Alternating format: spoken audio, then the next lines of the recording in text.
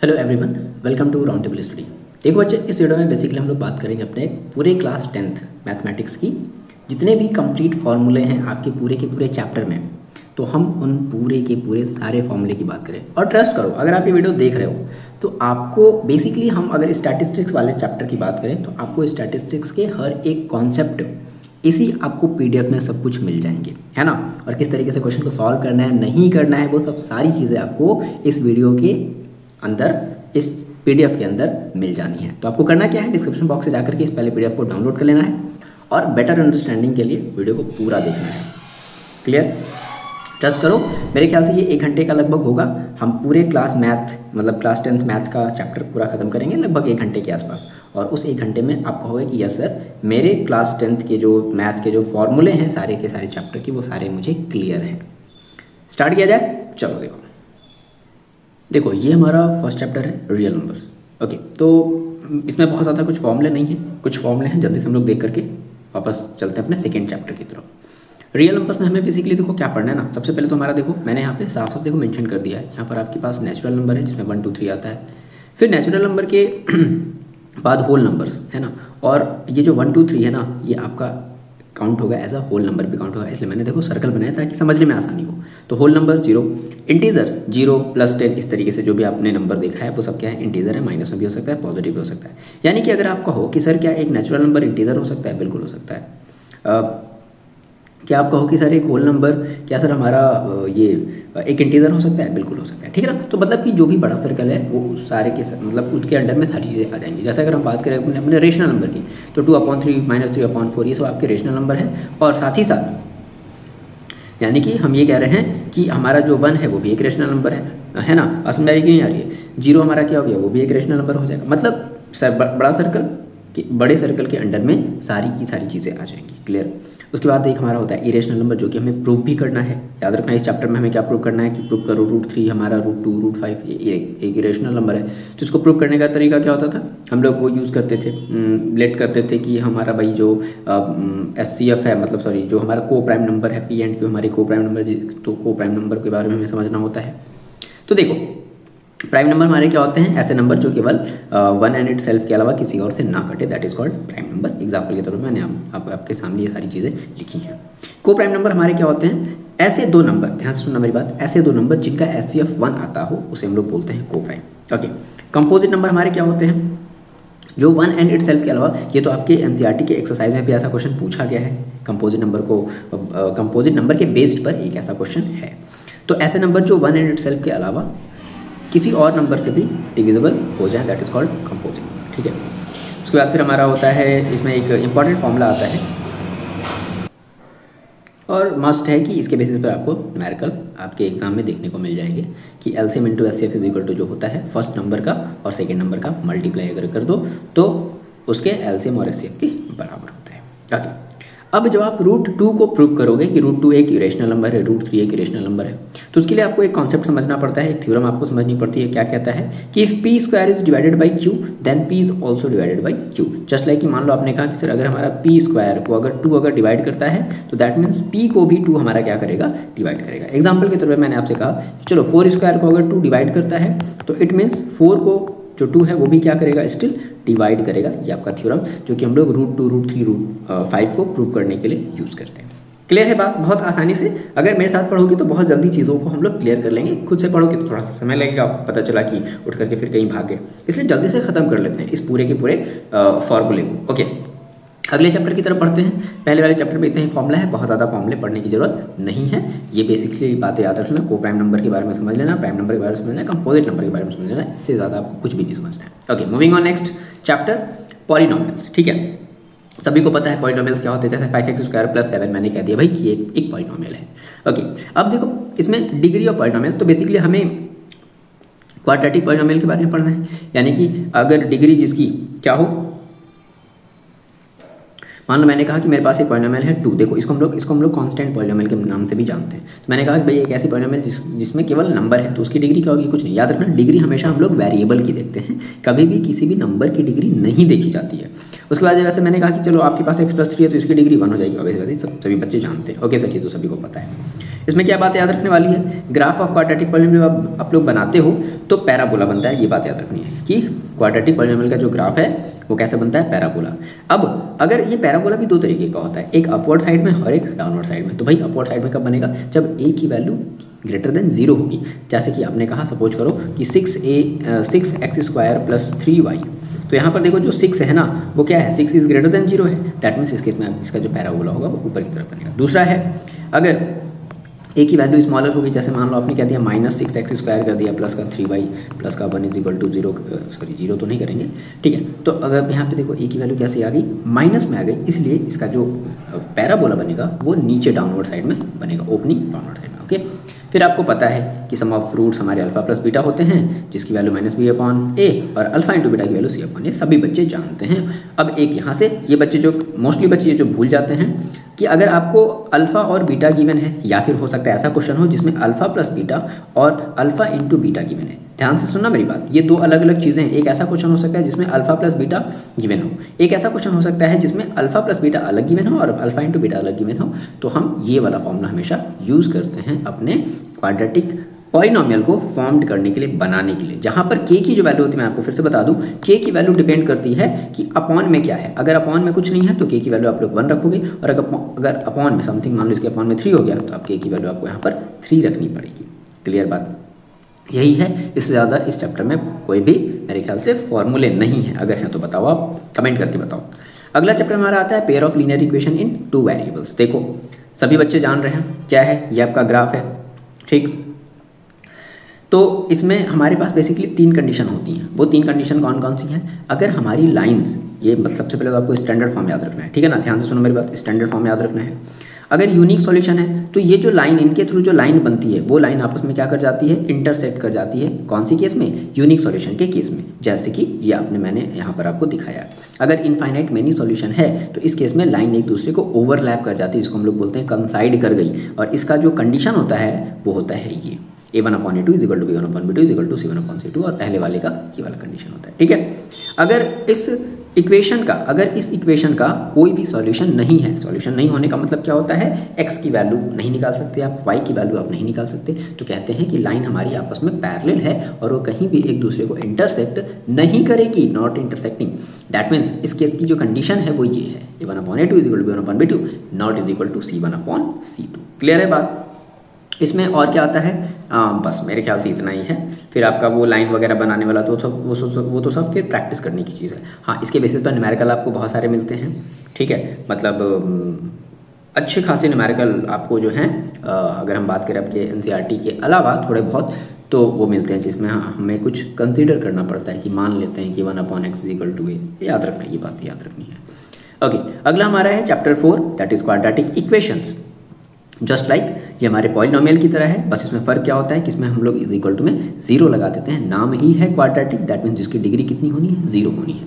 चलो, फिर आपको पता है कि इस क्वाड्रेटिक इक्वेशन बेसिकली आपको 2 मेथड पढ़ने होते हैं। एक मेथड जिसमें हम लोग बोलते हैं कि ये स्प्लिटिंग मेथड, जिसको हम लोग बोलते हैं कि मल्टीप्लाई करने पर इतना, ऐड सब्ट्रैक्ट करने पर इतना, याद आया। और दूसरा हमारा जो होता है वो हम लोग सीधा सीधा लगा देते हैं क्वाड्रेटिक फार्मूला। क्या लगा देते हैं, क्वाड्रेटिक फार्मूला। फिलहाल इसके आने से पहले हम लोग जरा बात कर लेते हैं कि हमारे जो इक्वेशन होते हैं ना, उनके जो रूट्स होते हैं, उस रूट्स के कुछ नेचर होते हैं। कैसे नेचर भाई, तो हो सकता है कि रूट रियल हो एंड इक्वल हो, रियल एंड अनइक्वल हो, नॉट रियल एंड अनइक्वल हो। तो इसकी कंडीशन है, ये कैसे पता चलेगा, तो पता चलेगा हमें डी से। डी क्या, ये डी कहाँ से आया, तो डी हमारा मिला ये जो हमारा क्वाड्रेटिक फॉर्मूला होता है वहाँ से हमें डी मिला। डी की वैल्यू क्या होती है, डी = होती है b² - 4ac। सभी को पता है b का मतलब x का कॉफिशिएंट है, a का मतलब आपका ये x² का कॉफिशिएंट है, और c का मतलब ये आपका कांस्टेंट टर्म है।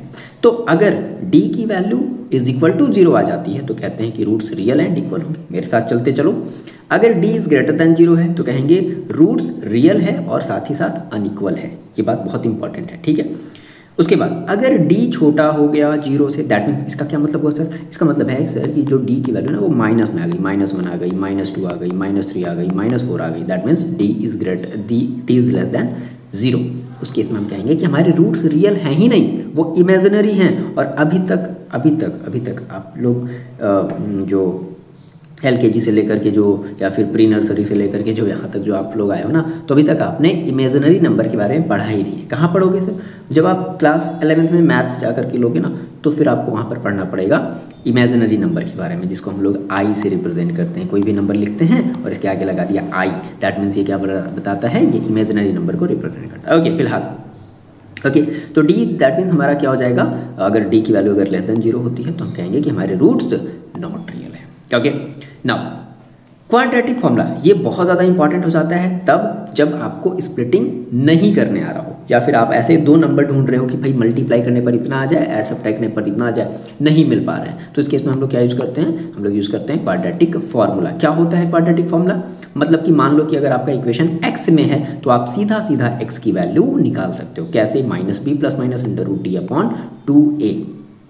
अब यहाँ पर सभी को पता है, d का मतलब सभी को पता चल गया, तो आप पहले ही क्या करना, जब क्वेश्चन को सॉल्व करोगे ये लगाने से पहले ही d की वैल्यू निकाल लेना। किसकी वैल्यू निकाल लेना? आप लोग d की वैल्यू निकाल लेना b² - 4ac से करके, ठीक है, b² - 4ac करके d की वैल्यू निकाल लेना, फिर रूट में रख करके देख लेना कितना है। ओके, फिर जिससे देखो हमें यहाँ से फिर 2 रूट्स मिलते हैं। कितने रूट्स? 2 रूट्स, जिसे हम लोग बोलते हैं अल्फ़ा और बीटा। अल्फ़ा माने एक बार हम लोग प्लस ले लेंगे बीच में, यहाँ पे देखो जरा, तो हमारा ये अल्फ़ा हो जाएगा, और एक बार इसी की जगह प्लस की जगह अगर हम लोग माइनस ले लेंगे तो हमारा ये बीटा हो जाएगा। तो ये चीज़ हमें मिल गई। अगर आपको इस अल्फ़ा और बीटा का अगर नेचर पता करना है तो आपको क्या निकालना पड़ेगा? मैं फिर से बोल रहा हूँ, आपको डी निकालना पड़ेगा। क्लियर बात? देखो इस चैप्टर में एक और इम्पॉर्टेंट चीज़ है, अदर फॉर्मूले भी देखे गए हैं, क्योंकि बिना इनके हेल्प से आप लोग क्वेश्चंस को सॉल्व नहीं कर पाओगे। जैसे मान लो एक इक्वेशन दे दिया और कह रहा है कि पता करो कि ये क्वाड्रेटिक इक्वेशन है या नहीं है। तो अगर ये क्वाड्रेटिक इक्वेशन है या नहीं है तो उसके लिए देखो हो सकता है कि वो आपका जो क्वेश्चन हो वो काफ़ी ज़्यादा कॉम्पैक्टेड फॉर्म में हो, ऐसे हो, इस तरीके से हो। बात समझ आ गई? तो हम पहले इस फॉर्मूले का यूज़ करें। आप लोग फॉर्मूले पढ़ चुके हो, ऐसा नहीं कि पहली बार देख रहे हो। हाँ, बस थोड़ा सा दिमाग को कंसंट्रेट करके इनको कोशिश करो और अच्छे से अपने दिमाग में फीड कर लो, ठीक है ना, कि हाँ भाई जब जरूरत पड़ेगी तो।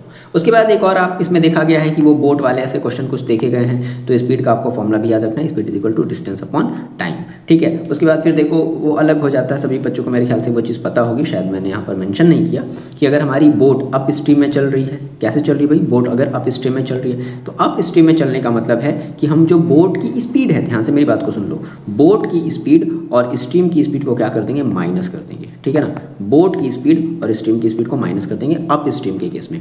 लेकिन अगर हमारी बोट डाउन स्ट्रीम में अगर चल रही है तो डाउन स्ट्रीम के केस में जो बोट की स्पीड होगी और प्लस जो स्ट्रीम की स्पीड होगी, हम उन दोनों को आपस में क्या कर देंगे, प्लस कर देते हैं ये। उसके बाद स्पीड का आपको फॉर्मूला याद रख लेना, स्पीड = डिस्टेंस अपॉन टाइम, ये इसमें भी काम आएगा, और जो पिछला वाला आपका जो इक्वेशन चैप्टर है pair of linear equation 2 variables, उसमें भी काम आना है। ओके, अगले चैप्टर की तरफ देखो हम लोग बढ़ते हैं। बहुत ईजिली तरीके से, बहुत क्विक वे में हम लोग समझ रहे हैं, क्योंकि ऐसा नहीं कि आप इसको पहली बार पढ़ रहे हो, आप लोग पहले भी पढ़ चुके हो। बस हम लोग इसको एक जल्दी से समराइज कर लेते हैं कि क्या क्या अभी तक हमारे सारे के सारे चैप्टर्स में फॉर्मूले मिले हैं। देखो अरिथमेटिक प्रोग्रेशन की बात करते हैं तो हमारा कोई भी एक पैटर्न एपी बन सकता है। कंडीशन क्या है उसके लिए? ओके, कंडीशन क्या है उसके लिए? तो उसके लिए जो कॉमन डिफरेंस होता है ना, कॉमन डिफरेंस का मतलब क्या होता है कि अगर हम सेकेंड टर्म में से फर्स्ट टर्म को सब्ट्रैक्ट करें, ठीक है, थर्ड टर्म में से सेकेंड टर्म को सब्ट्रैक्ट करें, फोर्थ टर्म में से थर्ड टर्म को सब्ट्रैक्ट करें, तो उसका जो डिफरेंस आएगा वो सेम होता है, उसी को हम लोग बोलते हैं कॉमन डिफरेंस। ओके, अब AP है तो AP का फर्स्ट टर्म हम लोग बोलते हैं A1, A2, A3, A4। कहाँ तक भाई, कहाँ तक चलना है मेरे को? N तक चलना, नहीं पता N का मतलब कोई भी नंबर हो सकता है, इस बात को याद रखना, N का मतलब कोई भी नंबर हो सकता है। तो मैंने कहा सर ये मेरे को बात समझ में नहीं, A1 A2 का क्या मतलब हुआ? ठीक है भाई, मैंने कहा देखो A1 का मतलब होता है हमारा फर्स्ट टर्म, यानी कि A, यानी कि जो A होगा वही फर्स्ट टर्म होगा। तो सर सेकेंड टर्म क्या होगा? A + D। D का मने, D मने क्या? D मने कॉमन डिफरेंस। तो A में और D को ऐड कर तो दैट इज आपका हो जाएगा। इस तरीके से एक एक छोड़ते जाओ, यानी कि आप अगर तीसरे टर्म पर हो तो आपको करना पड़ेगा A + 2D, अगर आप फोर्थ टर्म पर हो तो आपको करना पड़ेगा A + 3D। इस तरीके से टेस्ट है। अगर आप n टर्म तक पहुँच गए तो क्या करना पड़ेगा? A + n-1। भाई देखो D एक टर्म कम लिख रहा हूँ ना, तो n-1 × D, एक टर्म हमने क्या कर दिया, कम कर दिया, n में से एक कम कर दिया, तो A+, तो इसी को हम लोग बोलते हैं nth term of AP। nth term of AP बहुत इंपॉर्टेंट है। एक तो ये हुआ nth टर्म ऑफ AP। एक और आपका पूछा जाता है, कभी कभी पूछा जाता है कि nth term of AP from last से अगर पूछ दे तो आप सीधा सीधा फॉर्मूला लगा सकते हो। बाकी एक और दूसरा भी तरीका है, मैंने कई बार बच्चों को बताया है, डिस्कस किया है, तो उसके थ्रू भी आप लोग कर सकते हो। ओके, बट फिलहाल अगर ये फॉर्मूला याद रख लोगे L - n - 1 × d तो आपका काम चल जाएगा। उसके बाद अगर हम बात करें मिडिल टर्म की, बहुत इंपॉर्टेंट, कई बार ये आपकी PYQ में देखा गया, मिडिल टर्म ऑफ AP कैसे निकालते हैं मिडिल टर्म। देखो मिडिल टर्म निकालने की दो कंडीशन है। हो सकता है कि आपके पास जो भी AP है, आपके पास जो भी AP है ये पूरा ऑड है, ये पूरा क्या है बच्चे, ऑड है। यहाँ से यहाँ तक टोटल 5 6 7 8 तक मान लो, 9 तक मान लो चला गया, तो 9 क्या ऑड में आ गया। तो अगर ऑड है तो मिडिल टर्म का फॉर्मूला जो हो जाता है वो होता है n+1/2 nth टर्म। ठीक है, ठीक है, TH टर्म मतलब पर्टिकुलर वो टर्म। तो अब देखो यहाँ से मान लो जैसे आ गया 6 टर्म, क्या गया, आपने इसको सॉल्व किया और पता चला 6 टर्म, तो क्या आप 6 टर्म निकालना नहीं जानते हो ना, क्या हो जाता है, a+5d हो जाता है, यही तो होता है ना। 6 टर्म की वैल्यू आप क्या रखते हो, a+5d। बात समझ आ गई। अच्छा, मान लो अब अगर n अगर इवन है तो इवन के लिए भी दो कंडीशन है, क्योंकि भाई मैंने कहा, इमेजिन करो मैंने कहा 1 2 3 4, भाई मैंने कहा कि चलो सर ऐसा है, इसमें से बताओ सर मिडिल टर्म कौन। देखो मिडिल टर्म देखो दो हैं, एक तो 2 है और एक 3 है कि नहीं है, तो वो दोनों कैसे निकाले जाए। तो हमारा जो फर्स्ट मिडिल टर्म होगा वो आप कैसे निकालोगे, n/2 TH टर्म। सपोज करो n की वैल्यू अगर 10 है, n की वैल्यू मान लो 10 है, तो 10/2 का मतलब कितना आ गया, 5th टर्म। अब क्या आप 5th टर्म नहीं निकाल सकते। 5th टर्म निकालने का तरीका क्या होता है, A5 जिसको आप लोग बोलते हो, क्या करते हो, a+4d कर देते हो। क्लियर बात ना, इस तरीके से बात समझ में आ रही है ना। इसी तरीके से आप जब सेकेंड मिडिल टर्म की बात करोगे तो आप करोगे n/2 + nth टर्म। ठीक है, मतलब n/2 में आप 1 को ऐड कर दो, फिर पर्टिकुलर वो वाला टर्म हो जाएगा। सपोज करो जैसे कि मान लो मैंने वही अपना एग्जांपल लिया, मेरे पास टोटल 10 टर्म है, तो 10/2 करेंगे, +1 करेंगे, कट कर देंगे, 5 + 1 आ जाएगा, कितना आ जाएगा 6, यानी कि 6th टर्म आ जाएगा। 6th टर्म, अब 6th टर्म की वैल्यू भी तो बतानी पड़ेगी ना। दैट मीन्स A6 आपको बताना है। क्या आप A6 नहीं बता सकते, कैसे बता सकते हो, a+5d करके बता सकते हो। आई होप कि ये बात आप अगर मेरे साथ अगर फ्लो में अगर चल रहे हो तो ये आपको चीज़ें क्लियर होती चल रही हैं। ओके, अब देखो उसके बाद एक सम वाला आपको फॉर्मूला मिलता है, बहुत इंपॉर्टेंट। सम का फॉर्मूला क्या होता है, तो n/2 × 2a + n - 1 × d, ये सभी बच्चों ने रट लिया है। इसके बाद एक और फॉर्मूला होता है Sn = n/2 × 2a + l। ये फॉर्मूला हम लोग कब लगाते हैं, जब हमारे क्वेश्चन में लास्ट टर्म अगर दे दिया है तब हम लोग ये वाला फॉर्मूला लगाते हैं, अदरवाइज फिर ये वाला फॉर्मूला हमारा हर जगह काम आएगा। उसके बाद फिर देखो कुछ की पॉइंट्स याद रखने हैं, जैसे कि अगर होता है कभी कभी बच्चों को कन्फ्यूजन होता है, कभी कभी आपका D- में आता है, कभी कभी आपका D+ में आता है। देखो सीधी सी बात है, अगर AP अगर आपकी इंक्रीजिंग ऑर्डर में है ना, जैसे 2 है, 4 है, 6 है, 8 है, इस तरीके से, तो इस केस में आपका D हमेशा प्लस में आना चाहिए। और अगर AP डिक्रीजिंग ऑर्डर में है, जैसे मान लो कि चलो यहाँ से स्टार्ट हो रहा है, जैसे सपोज करो 68 है, फिर उसके बाद 64 हो गया, फिर उसके बाद आपका 60 हो गया, इस तरीके से हो गया, तब देखो ये डिक्रीजिंग ऑर्डर में। तो डिक्रीजिंग ऑर्डर में तो उस केस में आपकी जो D आनी चाहिए ना, वो हमेशा निगेटिव आनी चाहिए। एकदम की पॉइंट है, इसको एकदम दिमाग में छाप लेना अच्छे तरीके से। अगर मान लो D = 0 हो गया, ऐसा मान लो कोई ऑब्जेक्टिव क्वेश्चन आ गया, तो कहेंगे भाई कि देखो हमारे AP का हर एक टर्म क्या होगा, सेम होगा, सब सेम होगा। 1 1 अगर 1 है तो मान लो 1 1 1 है ना। मान लो अगर कोई AP 6 से स्टार्ट हो, उसका D सेम है तो 6 6 6 6 ऐसे ही चलता जाएगा। 10 10 मतलब कहने का मतलब अगर क्या हो गया, D अगर हमारा 0 है देन। ओके, अब देखो अगला चैप्टर हमारा है ट्राइंगल। ट्राइंगल में बहुत सारी बातें आपको समझनी है। तो हमें ट्राइंगल में देखो पढ़ना क्या, हमें ट्राइंगल में पढ़ना है बच्चे सिमिलर फिगर। सिमिलर फिगर का मतलब क्या है, मैंने कहा कि भाई देखो ये मेरे 2 हाथ हैं, अच्छा एक में तो अभी सर ग्लव्स लगा हुआ है नहीं, मान लो अगर मैंने ग्लव्स को हटा दिया तो मेरे ये जो 2 हाथ है ना, ये 2 हाथ आपस में कैसे हैं भाई, सिमिलर हैं। क्यों सिमिलर हैं, क्योंकि हर एक जो फिंगर है हर एक दूसरे फिंगर को क्या कर ले रहा है, ओवरलैप कर ले रहा है, दैट इज सिमिलर। तो सिमिलर के लिए अब हमें अपने इसमें कैसे पढ़ना पड़ेगा, इसमें भी देखो वही कंडीशन है। मैंने कहा कि देखो अगर ये जैसे हमारे ये हमारे 2 फिगर हैं, ठीक है, तो अब ये सिमिलर हो सकते हैं, कोई ज़रूरी नहीं है कि इक्वल हो। जैसे मैंने कहा कि भाई देखो ये मेरा हाथ है और एक छोटे बच्चे का हाथ ले, बहुत छोटा सा हाथ ले आओ, ठीक है, छोटू सा हाथ ले आओ और उसको सामने रख दो, तो क्या वो दोनों सर सिमिलर होंगे, बिल्कुल सिमिलर होंगे, वो भी सिमिलर हैं। हाँ, लेकिन वो कॉन्ग्रुएंट नहीं है, क्लास 9th वो कॉन्ग्रुएंट नहीं है, हाँ लेकिन वो सिमिलर है। जैसे कि ये दोनों फिगर ना बच्चा, वो आपस में क्या है, सिमिलर है, बट ये कॉन्ग्रुएंट नहीं है, क्योंकि अगर आप इसको उठा करके इसके ऊपर रख दोगे तो इसको पूरे तरीके से ओवरलैप नहीं कर पाएगा। तो सिमिलर की कंडीशन क्या होगी कि उसके जो एंगल्स हैं, पहली बात तो वो इक्वल होने चाहिए। दूसरी चीज़ कि जो करस्पॉन्डिंग साइड इक्वल नहीं होनी चाहिए, करस्पॉन्डिंग साइड का रेशियो इक्वल होना चाहिए। यानी कि अगर हम 8 को 12 से डिवाइड करें और अगर हम 6 को 9 से डिवाइड करें तो दोनों की वैल्यू सेम आनी चाहिए। अगर ऐसा आता है तो बोल सकते हैं यस सर, ये हमारे फिगर आपस में कैसे हैं, सिमिलर हैं। ये बेसिक सी बात हुई सिमिलैरिटी की कॉन्सेप्ट की। लेकिन हमें सिमिलैरिटी पढ़नी किस में, हमें सिमिलैरिटी पढ़नी बच्चे ट्राइंगल्स में। तो ट्राइंगल्स में भी वही क्राइटेरिया है। ट्राइंगल में आपको पता है 3 साइड्स होते हैं, 3 एंगल होते हैं, पहली बात। उसके बाद अब इसमें भी वही कंडीशन अप्लाई कर दो कि their corresponding angles are equal.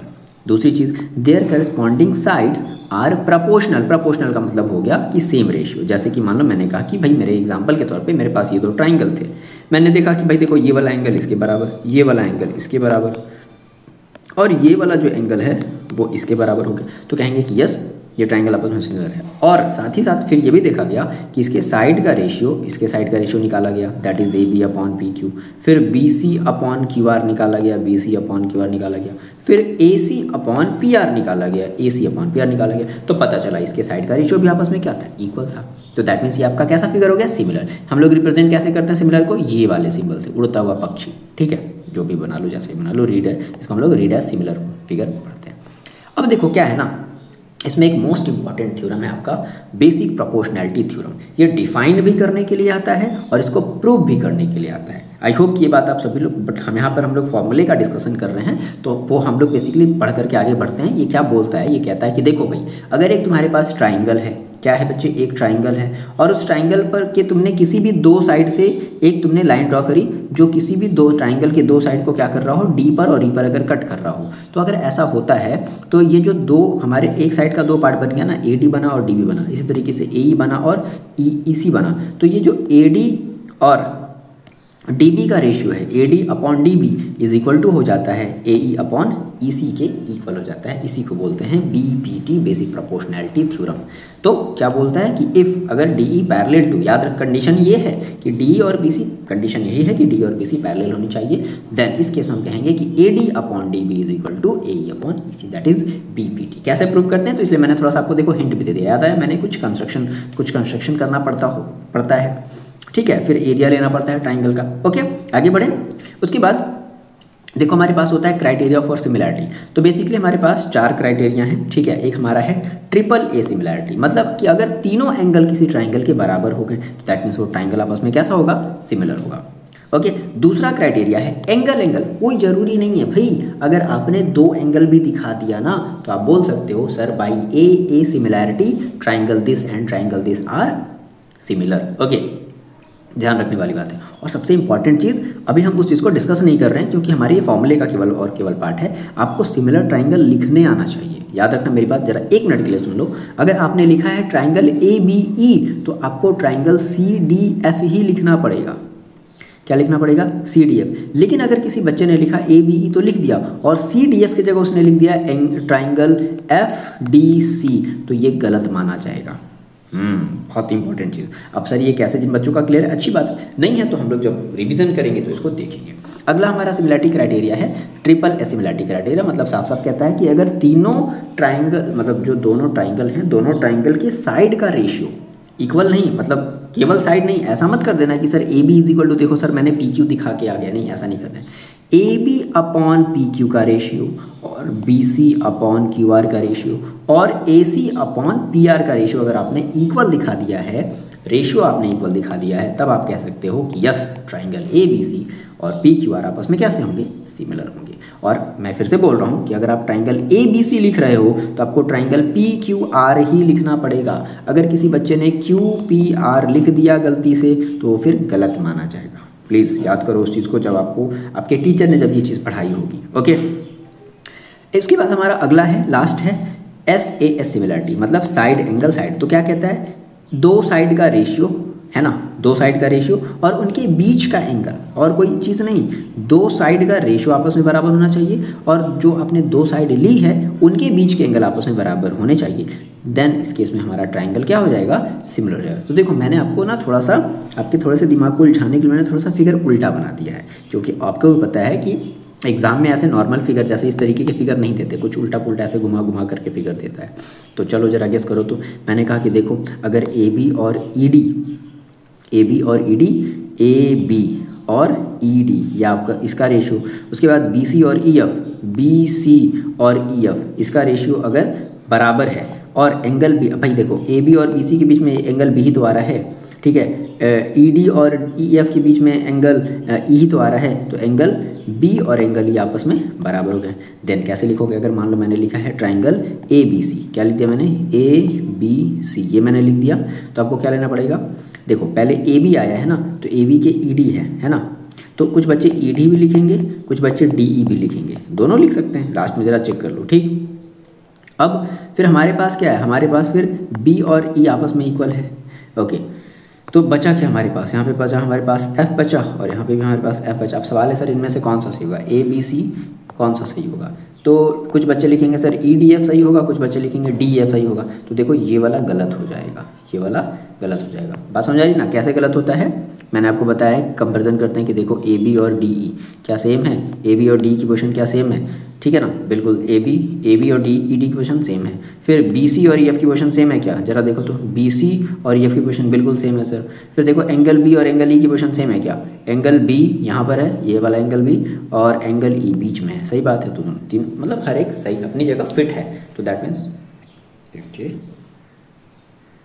Okay सारी चीज़ें अपनी जगह फिट है, दैट मीन्स हम ये कह सकते हैं कि यस सर ये आपस में क्या है, सिमिलर है। क्लियर बात। अब देखो उसके बाद इसके अलावा आपकी एनसीईआरटी में कुछ ऐसे भी क्वेश्चन हैं जिनमें हमें कॉन्ग्रुएंसी का यूज़ करना पड़ता है, तो मैंने आपको सिंप्लिसिटी के लिए यहाँ पर मैंने कॉन्ग्रुएंसी दे दिया है। टोटल हमारे पास 6 कॉन्ग्रुएंसी की कंडीशन होती है, इतना सारा नहीं लगना है, मुश्किल से मुश्किल आपका SAS कहीं कहीं लगता है, और आपका कहीं ये SSS कहीं कहीं लग जाता है, ठीक है, जैसे सर्कल वाले में आपका लगेगा, तो एंगल साइड एंगल लग जाता है, ओके। सर्कल वाले में आपको एंगल साइड एंगल देखना हो, तो इसलिए ज़रूरी है, इसलिए ये ध्यान रखना, मेरी बात फिर से सुन लो, ये बहुत ज़रूरी हो जाता है, क्योंकि इसके बेसिस पर ट्राइंगल के कुछ क्वेश्चन और सर्कल के भी कुछ क्वेश्चन आपको देखने को मिलेंगे, तो प्लीज़ इसको याद रख लो। क्या है, SSS है, ट्रिपल ए है, साइड साइड है, एंगल है, एंगल साइड है, और RHS है, मतलब राइट हैंड जो हमारा वो राइट एंगल हाइपोटेनस साइड वाला है, वो वाली कंडीशन है, ठीक है। फिलहाल अब उसके बाद देखो, या तो BPT आ गया, या तो क्या आ गया BPT, या फिर BPT का उल्टा जिसको हम लोग बोलते हैं कन्वर्स ऑफ BPT, ठीक है ना।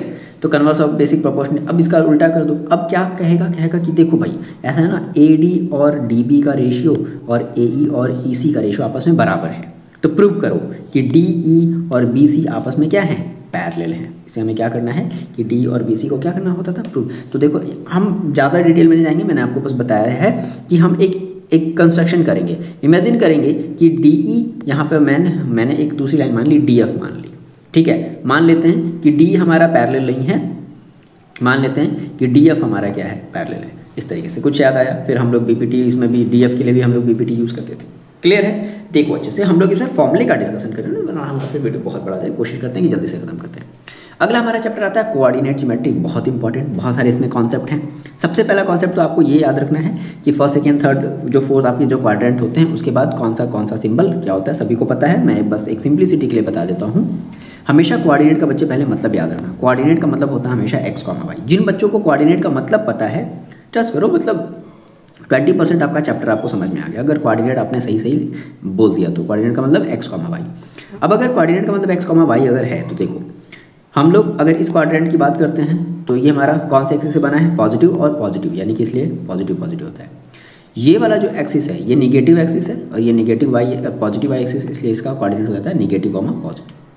ये वाला जो हमारा क्वाड्रेंट है, ये देखो कौन से एक्सिस से मिलकर के बना है, निगेटिव x और निगेटिव y, इसलिए इसका दोनों निगेटिव हो जाता है, ठीक है। उसके बाद अगर हम इस वाले की बात करें, तो हमारा ये वाला जो क्वाड्रेंट है वो x के पॉजिटिव एक्सिस है और y के निगेटिव, यानी कि इसलिए हमारा हो जाता है प्लस कॉमा माइनस। क्लियर बात, ठीक है। अच्छा, अब कभी कभी अगर बोलता है कि point on X axis, point का मतलब कोऑर्डिनेट होता है, याद रखना, पॉइंट बोलो या कोऑर्डिनेट बोलो एक ही बात है। तो point on X axis y, 0, अगर आपके क्वेश्चन में दे दिया कि point on X axis find करो, that means x, 0। Okay, point on y axis, तो क्या बोलोगे 0, y, सीधी सी बात है, ठीक है। फिर इसके बाद एक आपका डिस्टेंस फॉर्मूला आता है कि भाई देखो a हमारा यहाँ है, b अगर हमारा यहाँ है, तो इनके बीच की अगर डिस्टेंस निकालनी है तो करते हैं x2 - x1 का whole square plus y2 - y1 का होल स्क्वायर। मेरे साथ रिपीट करते चलो। या फिर कुछ बच्चे x2 नहीं लिखते, कुछ बच्चे पहले x1 - x2 लिखते हैं, तो वो भी सही है, दोनों सही है, x1 - x2 का होल स्क्वायर और प्लस y1 - y2 का होल स्क्वायर।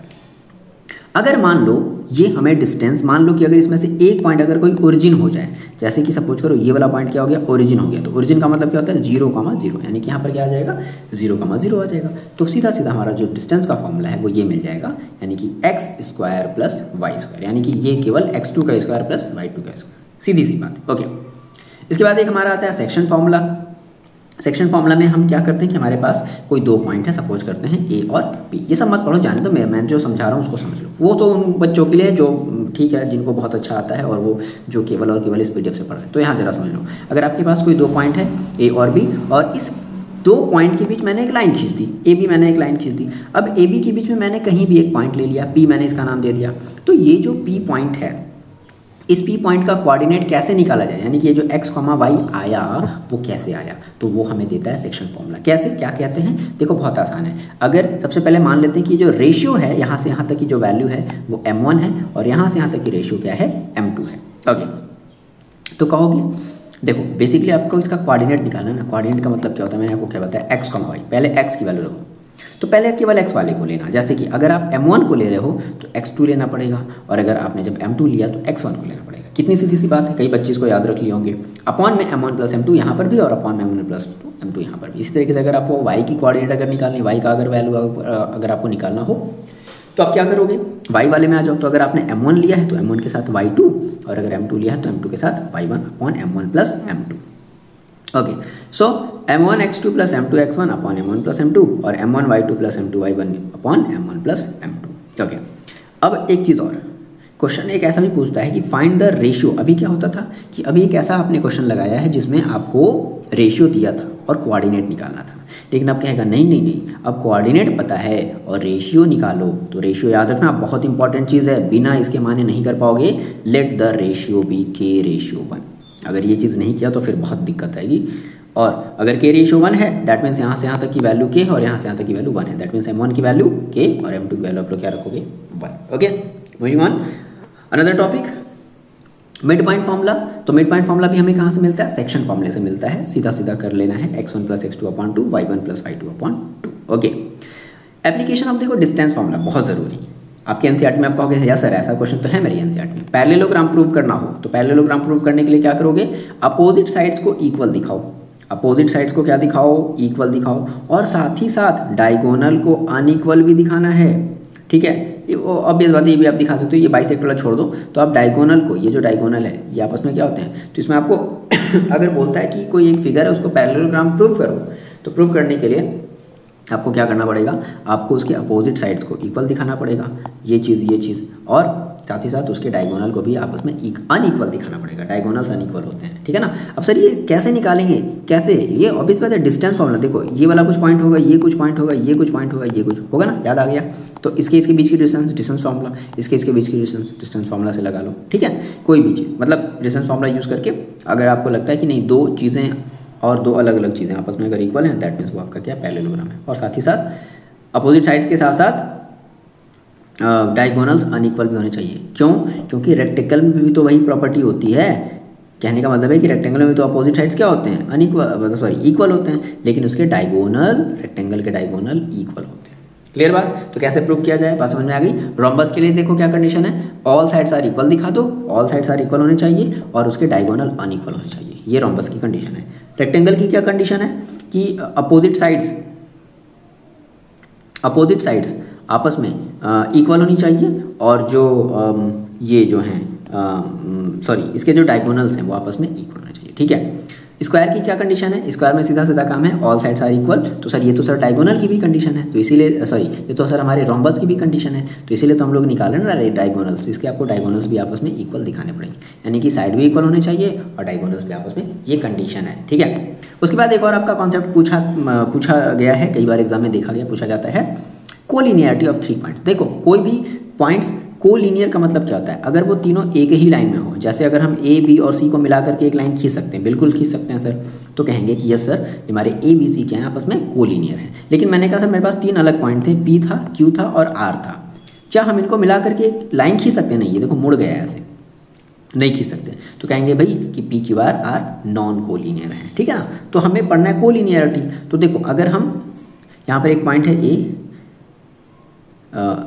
सॉरी हाँ इनको, तो क्या कर दो यहाँ पर हमारे पास एक पॉइंट है बी और एक पॉइंट है सी, ठीक है। तो ए प्लस बी यानी कि ए बी के बीच की डिस्टेंस ले लो और फिर आप बी सी के बीच की डिस्टेंस को निकाल लो, ओके। और फिर आप ए सी के बीच की डिस्टेंस को निकाल लो। अगर A B plus B C की वैल्यू ए सी के बराबर है तो कहोगे यस ये पॉइंट ए, पॉइंट बी और पॉइंट सी आपस में कोलिनियर है, अदरवाइज नहीं है। सीधी सी बात, क्लियर बात हो गई। पॉइंट ऑफ देखो ट्राइसेक्शन। ट्राइसेक्शन का मतलब कि क्या होता है ना कि मतलब हमारा एक जो बड़ा सा कोई लाइन है उसको हमने 3 इक्वल पार्ट में बांट दिया। अभी तक देखो, अभी तक हम लोग 2 इक्वल पार्ट में बांट देते थे। देखो सेक्शन फॉर्मूला ये तो बताता था, हम इस लाइन को क्या कर देते थे 2 इक्वल पार्ट में बांट देते थे। लेकिन कहेगा कि नहीं, अब आपको 3 पार्ट में बताओ, उन तीनों की जो है दो कोऑर्डिनेट की वैल्यू बताओ। मतलब आपको बी की भी कोऑर्डिनेट बतानी होगी और सी की भी कोऑर्डिनेट बतानी होगी। तो इस केस में हम लोग देखो क्या करेंगे, अगर ये ट्राई सेक्शन है दैट मीन्स इसका हर एक लेंथ क्या होगा आपस में इक्वल होगा। यहाँ से यहाँ तक की लेंथ, यहाँ से यहाँ तक की लेंथ और यहाँ से यहाँ तक की लेंथ आपस में बराबर होगी। तो हम मान लेते हैं कि इसका जो यहाँ से यहाँ तक का जो रेशियो है वो 1:1:1 है, क्योंकि अगर साइड अगर इक्वल है तो तीनों के रेशियो भी आपस में क्या होंगे, इक्वल होंगे। अब ध्यान से मेरी बात सुनना, अगर आप बी का अगर आप कोऑर्डिनेट निकालना चाहते हो, सुनना मेरी बात ध्यान से, तो बी यहाँ है ना, तो बी यहाँ है तो यहाँ से यहाँ तक 1 और यहाँ से यहाँ तक टोटल 2। तो आप रेशियो क्या लोगे 1:2, यानी कि जो m1 की वैल्यू बच्चे वो आप लोगे 1 और m2 की वैल्यू आप लोगे 2। क्लियर बात। मान लो किसी ने कहा कि नहीं सर मेरे को तो सी का भी कोऑर्डिनेट चाहिए, ठीक है आओ देखते हैं सी का कोऑर्डिनेट। तो सी यानी कि यहाँ से यहाँ तक ए सी, तो यहाँ से यहाँ तक टोटल डिस्टेंस कितनी हो गई 1 + 1 कितनी हो गई 2, यानी कि m1 आप लोगे कितना 2 लोगे और यहाँ से सी से लेकर के डी तक m2 कितना लोगे आप 1 लोगे। क्लियर बात समझ में आ रही है। तो बहुत ज़्यादा चीज़ें हम लोग मतलब एक तरीके से एक पूरी समरी है ना हमारे चैप्टर की, भाई हमें क्या क्या पढ़ना है, एक बेसिक्स आइडिया। क्योंकि कई बार बच्चे इन सब चीज़ों को छोड़ देते हैं, अब याद रहेगा तो कर लोगे ना, बात समझ आ रही है। आगे देखो इंट्रोडक्शन टू ट्रिग्नोमेट्री हमें पढ़ना है। वही देखो इंट्रोडक्शन टू ट्रिग्नोमेट्री, सबसे पहले हम लोग बात करते हैं अपने ट्राइंगल की, और ट्राइंगल कैसा होना चाहिए, राइट एंगल ट्राइंगल होना चाहिए, जिसमें आपको मिलते हैं ट्रिग्नोमेट्रिक रेशियोज। क्या क्या आपको मिलता है, sine theta, cos theta, tan theta. Okay तो साइन कॉस टैन, ठीक है। उसके बाद फिर इनका आप उल्टा कर लेना, कोसेक सेक कॉट। ओके अब देखो ट्राइंगल में आपकी 2 चीज़ें होती हैं, कहीं भी अगर 90 डिग्री है तो 90 डिग्री के सामने की साइड को हम लोग बोलते हैं हाइपोटेनस, ये बात याद रख लो, बाकी मैं फॉर्मूला आपको याद करा दूंगा। अगर कोई भी 90 डिग्री है, 90 डिग्री के सामने की साइड होती है हाइपोटेनस। बाकी थीटा जिससे अटैच होता है, फिर से मेरी बात सुन लो, थीटा जिससे अटैच होता है वो साइड होता है बेस, थीटा जिससे अटैच होता है वो साइड होता है बेस, और बाकी जिससे थीटा अटैच नहीं हुआ वो हमारा बन गया परपेंडिकुलर, थीटा जिससे अटैच नहीं हुआ वो हमारा बन गया परपेंडिकुलर। ओके अब इसको याद रखने का तरीका ये है कि ट्रिक मैंने बताया है PBP/HHB, ठीक है ना, इसको हिंदी में बच्चे बोलते हैं LAL/KK।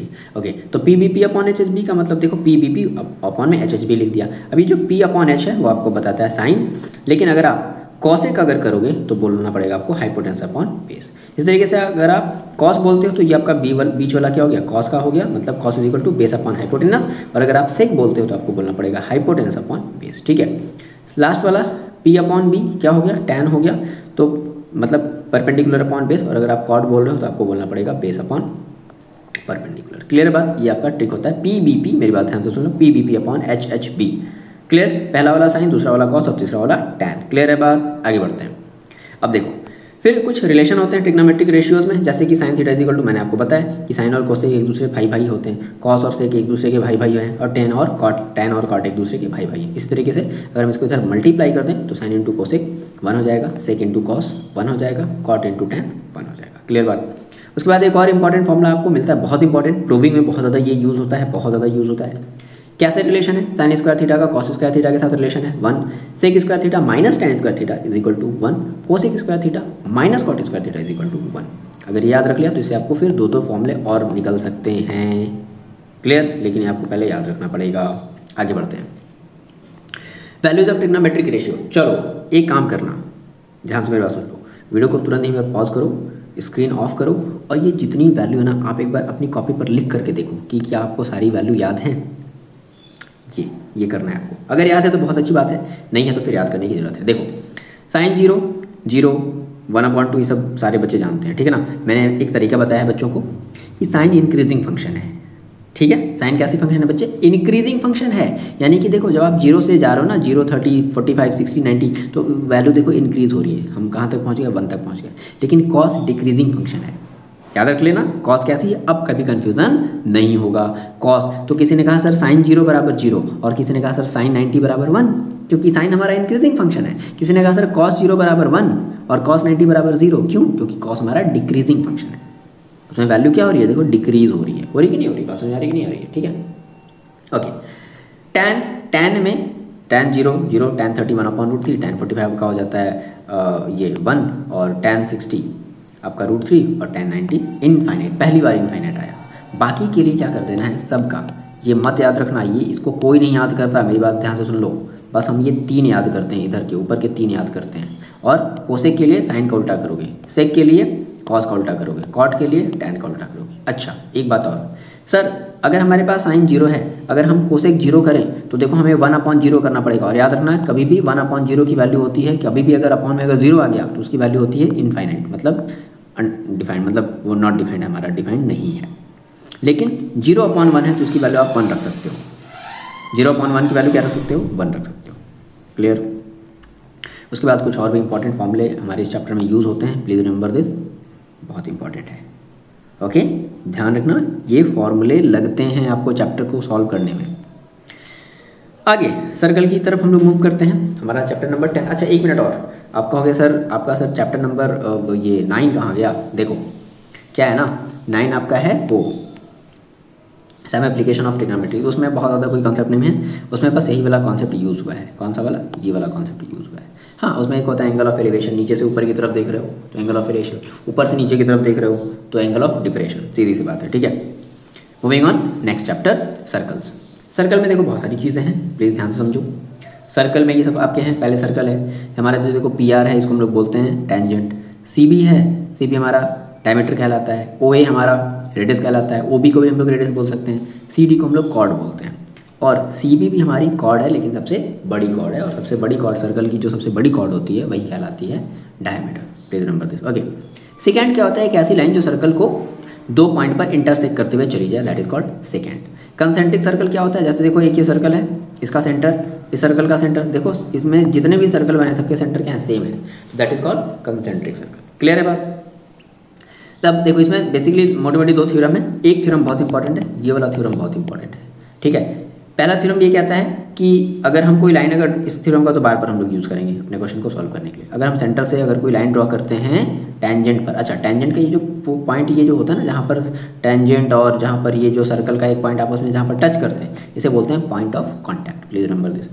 तो जहाँ पर अगर हम रेडियस अगर ड्रॉ करते हैं पॉइंट ऑफ कॉन्टैक्ट पर, तो रेडियस क्या होती है? टेंजेंट से 90 डिग्री का एंगल बनाती है, ध्यान रखना, टेंजेंट से 90 डिग्री का ये रेडियस इस टेंजेंट से 90 डिग्री का एंगल बनाती है, ये आपका थ्योरम है, ठीक है। एक और थ्योरम है कि हम कैसे प्रूव करते हैं कि हमारी जो PQ है, अगर हम एक बाहर हमारा सर्कल के बाहर अगर कोई एक पॉइंट है P और हम इस पॉइंट से 2 टेंजेंट ड्रॉ करते हैं PQ और PR, तो ये PQ और PR आपस में क्या होते हैं? आपस में इक्वल होते हैं। कैसे हम लोग इसको यूज़ करते हैं? बाई RHS वाले कॉन्ग्रुएंसी से यूज़ करते हैं, ध्यान रखना, क्योंकि ये राइट एंगल और राइट एंगल के सामने की साइड हाइपोटेनस, तो इसके लिए भी देखो आगे ना RHS कॉन्ग्रुएंसी, इसलिए मैंने आपको कॉन्ग्रुएंसी बताया है।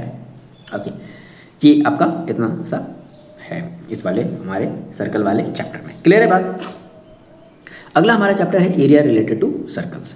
देखो इसमें तो फॉर्मूले बहुत हैं भाई, तो कोशिश करो, आपने पहले भी पढ़ा है, कोई बात नहीं, फिर से देख लो, फिर से एक बार और देख लो, याद हो जाए फॉर्मूले अच्छे से। हम सबसे पहले बात करते हैं सेक्टर ऑफ सर्कल की। सेक्टर माने ये जो आपको दिखाई दे रहा है ना, ये जो कलर का आपको जो दिखाई दे रहा है, ये आपका सेक्टर है, ठीक है। कैसे बनता है?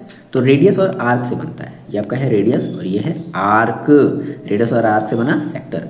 अब देखो अगर ये कैसा छोटा, इसके कंपैरिजन में ये क्या, ये वाला जो आर्क आपको जो सेक्टर आपको जो दिख रहा है, इसके कंपैरिजन में ये छोटा है, जिसको हम लोग कहेंगे माइनर सेक्टर कहेंगे। और इसके वाला ये वाला जो आपको जो दिख रहा है दूसरे कलर से, वो आपका हो जाएगा मेजर सेक्टर, ठीक है। तो हमें इस सेक्टर का एरिया निकालना होता है। तो एरिया देखो, ये बताओ सर्कल का एरिया कितना होता है? पाई आर स्क्वायर होता है ना, तो सेक्टर का एरिया भी पाई आर स्क्वायर ही करोगे, लेकिन कैसे? θ/360। ये आने का एक तरीका भी होता है, बट वो इंपॉर्टेंट नहीं है, ठीक है, कि ठीक है 360 इज इक्वल टू बराबर पाई आर स्क्वायर, समझ आई ना, 360 बराबर पाई आर स्क्वायर, तो एक का कितना हो जाएगा? तो पाई आर मतलब पाई आर स्क्वायर अपॉन 360, तो थीटा का कितना होता है? मतलब वो जरूरी नहीं, बस याद रखो एरिया है तो पाई आर स्क्वायर का मल्टीप्लाई करोगे θ/360 करके। तो ये अभी आपने निकाला है माइनर। अगर आपसे पूछते हैं मेज़र, तो मेज़र के लिए आपको क्या करना पड़ेगा? आप आपको माइनर सेक्टर निकालना ही पड़ेगा मेजर निकालने के लिए, या फिर अगर ये आपको थीटा पता है तो आप ये वाला थीटा निकाल करके बस आप ये वाला फॉर्मूला फिर से लगा सकते हो। ध्यान रखना, दो तरीके से हम लोग सॉल्व कर सकते हैं। तो pi R square minus area of minor sector, या फिर अगर ये थीटा है तो ये कितना होगा, ये 360 माइनस ये कितना होगा, ये होगा 360 माइनस थीटा। जो भी आंसर आएगा यहाँ पर रख दो, थीटा की जगह 360 माइनस थीटा कर दो। ये भी कर सकते हैं, ध्यान रखना। हम लिख दे रहे हैं यहाँ पर 360 minus theta upon 360 into pi R square. ठीक है, बात समझ में आ गई। ओके, सेगमेंट की बात करते हैं। सेगमेंट देखो कैसे बनता है, दो चीज़ से बनता है। ये आपका कॉर्ड है और ये आपका है आर्क। तो कॉर्ड और आर्क को मिलाकर के जो एरिया बना उसी को हम लोग बोल देते हैं सेगमेंट। जैसे कि AMB ये आपका एक सेगमेंट है। अब इसमें भी देखो हमारे दो सेगमेंट होते हैं, एक हमारा माइनर, एक हमारा ये पूरा का पूरा, यहाँ से लेकर के यहाँ तक ध्यान रखना, ये पूरा हमारा मेजर। ओके, तो हम लोग कैसे निकालते हैं, याद रखना, सेगमेंट निकालने के लिए मस्ट है कि हमें पहले सेक्टर पता होना चाहिए, अदरवाइज हम नहीं निकाल सकते। तो सेगमेंट निकालने के लिए हमें क्या निकालना पड़ेगा, पहले हमें सेक्टर निकालना पड़ेगा।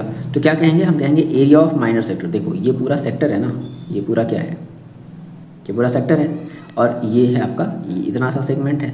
तो आपने पूरा सेक्टर निकाला और सेक्टर में से ट्राइंगल के एरिया को क्या कर दिया, माइनस कर दिया, एरिया ऑफ ट्राइंगल AOB। अब मोस्ट इंपॉर्टेंट चीज़ आपको बता रहे हैं, आप कभी भी एरिया का, जब इस वाले क्वेश्चन की अगर आप बात करें तो आप एरिया का फॉर्मूला ये मत लगा देना 1/2 इंटू बेस इंटू हाइट। ये लगाओगे तो प्रॉब्लम आएगी, ठीक है, डिफिकल्टी भी होगी और बहुत लेंथी भी जाएगा। मैंने क्या कहा कि एक सीधा सा फॉर्मूला याद कर लो, 1/2 आर स्क्वायर साइन थीटा। ठीक है, ये आपको थीटा पता ही होगा, है ना, रख दो। आपको साइन 60, साइन 30, साइन 40 सबकी वैल्यू पता है, रख दो ना। सॉल्व करके सीधा सीधा आप क्या निकालोगे, एरिया निकालोगे किसका, ट्राइंगल का, सीधा, बहुत आसान सा फॉर्मूला। ठीक है, इस तरीके से अगर हम बात करें मेजर सेगमेंट की, मेजर सेगमेंट देखो हम बात कर रहे हैं, तो मैंने कहा सर मेरे को पूरा इस माइनर सेक्टर की वैल्यू पता है, बिल्कुल पता है सर। मेरे को क्या पता है, और फिर एरिया ऑफ सर्कल पता है। तो हम क्या करेंगे, एरिया ऑफ सर्कल में से, इस पूरे एरिया में से हम इस वाले एरिया को क्या कर देंगे, माइनस कर देंगे। तो क्या बच जाएगा हमारा, area of major segment. Clear बात।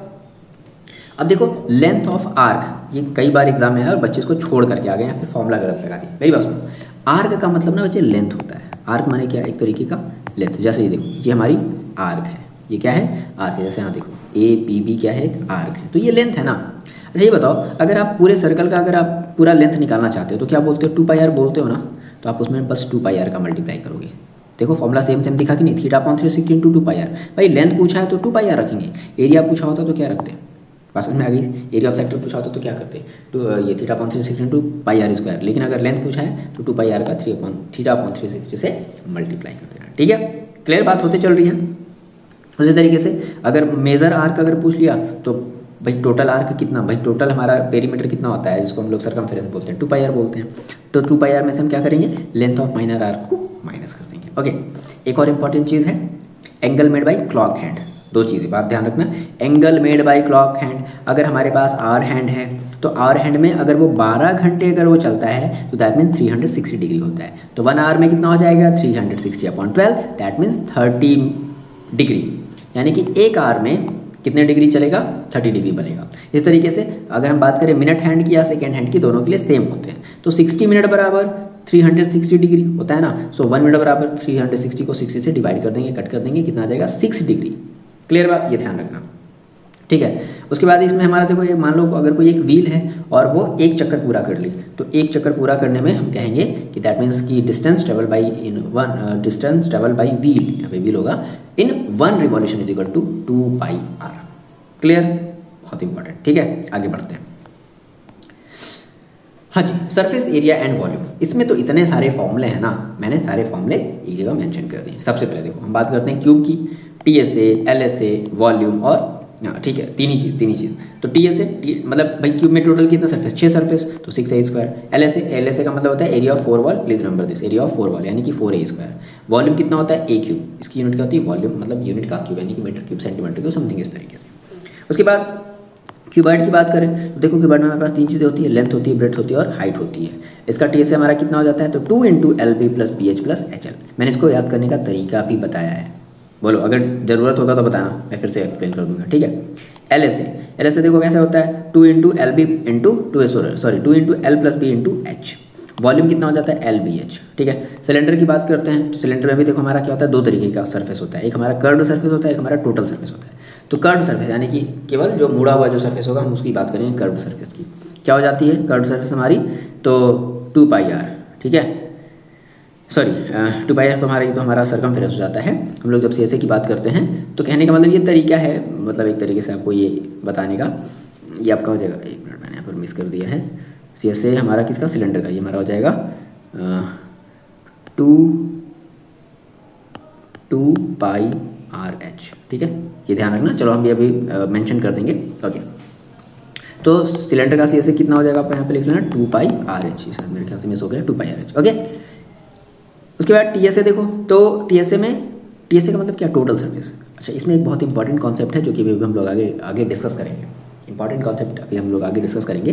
TSA की अगर हम बात करें तो CSA में, और देखो इसमें दो सरफेस है ना, एक ये नीचे एक सर्कल, एक ये वाला सर्कल और एक ये वाला सर्कल, तो दोनों सर्कल आपस में क्या हो जाएंगे, ऐड हो जाएंगे। तो बोलेंगे 2 × area of circle, that means 2πRH + 2πr²। 2πr देखो यहाँ से कॉमन है, H+R, okay. Volume of cylinder की बात करें तो πr²H, सीधा फॉर्मूला है, बहुत ज़्यादा कुछ नहीं करना है, ओके।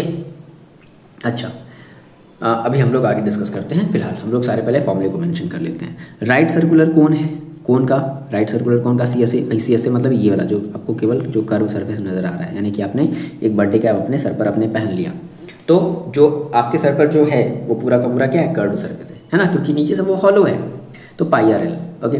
TSA ऑफ कोन कितना हो जाता है, ये होता है CSA + सर्कुलर बेस, एक ही तो बेस है, याद रखना। हम लोग ये जो TSA बात करें ना, हम लोग वो सॉलिड कोन की बात करें, हम ये मान करके चल रहे हैं कि ये पूरी तरीके से फिल्ड है, ठीक है, ये पूरी तरीके से क्या है, फिल्ड है।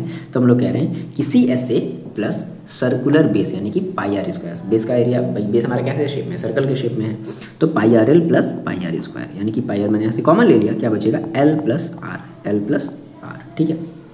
वॉल्यूम ऑफ कोन की देखो अगर हम बात करें तो जैसे वो आपने वॉल्यूम ऑफ सिलेंडर याद किया था πr²H, बस इसमें 1/3 से डिवाइड कर दो, आपका हो जाएगा volume of cone. Sphere just like हमारा जो अर्थ है वो कैसे शेप में, स्फीयर के शेप में है, ठीक है। ये तो सर सैटर्न है, हाँ ठीक है, बिल्कुल भाई, हमारे सारे प्लैनेट स्फीयर के शेप में है, मोस्टली हम लोग अपने अर्थ की बात करते हैं, ओके। फिलहाल हमें ज़्यादा साइंस में नहीं जाना है। सरफेस एरिया ऑफ स्फीयर की देखो अगर हम बात करें तो इसका होता है 4πr²। अब देखो स्फीयर में एक ही सरफेस है, आप उसे चाहे टोटल बोल लो या फिर उसे चाहे आप कर्व बोल लो, है केवल एक ही सरफेस। वॉल्यूम की बात करते हैं तो 4/3 πr³ हो जाता है, ओके। हेमिस्फीयर की देखो हम लोग बात करते हैं तो आधा कर लो, आधा कर लो ना भाई, ये 2πr², और TSA की बात करें तो इसका 2πr² और प्लस ये एक और आ गया, एक और जुड़ गया। इमेजिन करना हॉलो नहीं है, मतलब आपके पास एक बड़ा सा कटोरा है, आप उस कटोरे में पूरा का पूरा सीमेंट भर दो, क्या भर दो, सीमेंट भर दो, तो कर्व सरफेस यानी कि 2πr² प्लस सर्कल πr² यानी कि 3πr², ठीक है ना। ये हम लोग सॉलिड के केस में बात कर रहे हैं, ध्यान रखना। वॉल्यूम ऑफ हेमिस्फीयर तो स्फीयर का आधा कर देंगे, 2/3 πr³ हो जाएगा। अब जो इंपॉर्टेंट बात आपको बतानी थी वो ये थी, surface area of combination of solids, इसका क्या मतलब हुआ। जैसे मान लो आपके पास एक ये सिलेंडर है और ये आपने हेमिस्फीयर रख दिया, हेमिस्फीयर आपने इसके ऊपर रख दिया। अब कह रहा है कि इस पूरे सॉलिड का क्या करना है आपको, टोटल सरफेस एरिया निकालना है। क्या बोलेगा, find the total surface area of the solid, ये पूरी सॉलिड है। तो टोटल का मतलब मत लगा देना कि सर हेमिस्फीयर का TSA लगा दिया, सिलेंडर का TSA लगा दिया, इस वाले हेमिस्फीयर, नहीं भैया मेरी बात सुनो। मैंने ये कहा कि जो भी चीज़ आपकी आई देख पा रही है, या फिर चलो छोड़ो आई नहीं देख पा रही है, इमेजिन करो कि आप कौन से सरफेस को टच कर पा रहे हो। मैंने कहा कि सर ये सिलेंडर है, क्या ये सिलेंडर का आप केवल कौन सा एरिया टच कर पाओगे, केवल कर्व ही सरफेस तो टच कर पाओगे ना, क्या ये वाला टच कर पाओगे, क्या ये तो इसने ढक लिया है ना, पास में आ गई। तो दैट मीन्स हम लोग क्या यूज़ करेंगे, हम लोग लिखेंगे तो जरूर TSA ऑफ पर्टिकुलर फिगर, लेकिन हम लोग यहाँ पर जब हम अब अपने बात करेंगे अगर सिलेंडर की तो हम कहेंगे CSA ऑफ सिलेंडर। क्लियर बात, TSA नहीं, क्योंकि हम ये वाला सरफेस नहीं टच कर पाएंगे भाई, ये तो ढक लिया गया है ना इसको, है कि नहीं बोलो। अच्छा, तो CSA of cylinder plus CSA of hemisphere. अब ऐसी बात है कि अंदर वाला हेमिस्फीयर का तुम अंदर वाला सरफेस कैसे टच कर पाओगे, तो that mean CSA of hemisphere, और कितनी बार, 2 बार, एक ऊपर और एक नीचे, दैट्स इट। ये मेरे को बताना था, ये कॉन्सेप्ट था जो कि इस चैप्टर के सारे कॉन्सेप्ट मतलब जो क्वेश्चन है वो इसी कॉन्सेप्ट से लगेंगे। आपको देखने मिलेगा कि ठीक है लगा दो, बोला है सीधा सीधा टोटल सरफेस एरिया बताना है इस सॉलिड का, तो बच्चे लगा देंगे total surface area of cylinder, total surface area of hemisphere, नहीं, गलत हो जाएगा, ओके। लेकिन ये चीज़ वॉल्यूम के केस में नहीं होता। अगर आपके पास 2 सॉलिड हैं और दोनों सॉलिड को आपस में अटैच कर दिया गया है और कह रहा है कि find the total volume of the solid. तो आपको एक वॉल्यूम का सॉलिड निकालना पड़ेगा, आपको दूसरे वॉल्यूम का सॉलिड निकालना पड़ेगा और दोनों को आपस में ऐड कर देना पड़ेगा। ये फ़र्क है, ध्यान रखना, थोड़ा सा कॉन्ट्राडिक्शन है। सरफेस एरिया वाले में जो टच होगा, जो नज़र आएगा, उसी का हम एरिया रखेंगे। वॉल्यूम वाले में पूरे का हम मतलब इस वाले का पूरा वॉल्यूम, इस वाले का पूरा वॉल्यूम निकाल करके ऐड कर देंगे। क्लियर बात, ध्यान रखने वाली बात है। Conversion of solid from the one figure to another figure बहुत आसान है। आपके पास एक कोई बड़ा सा शेप है, किसी दूसरे शेप में आप उसको छोटे छोटे छोटे पार्ट में बदल रहे हो ना, तो कहते हैं कि दोनों का वॉल्यूम सेम रहेगा, सारी चीज़ें बदल जाएंगी, शेप बदल जाएगा, शेप का जो एरिया है मतलब पर्टिकुलर फिगर का जो एरिया है वो बदल जाएगा, लेकिन भाई उसके अंदर जो मटेरियल है वो तो सेम रहेगा ना।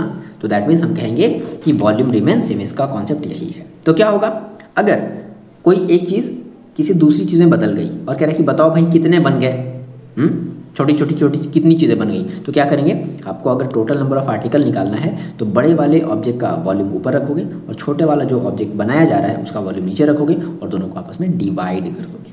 बड़े वाले को छोटे वाले से डिवाइड कर देना है, क्या करने के लिए, नंबर ऑफ आर्टिकल या नंबर ऑफ ऑब्जेक्ट निकालने के लिए। सीधी सी बात, ठीक है।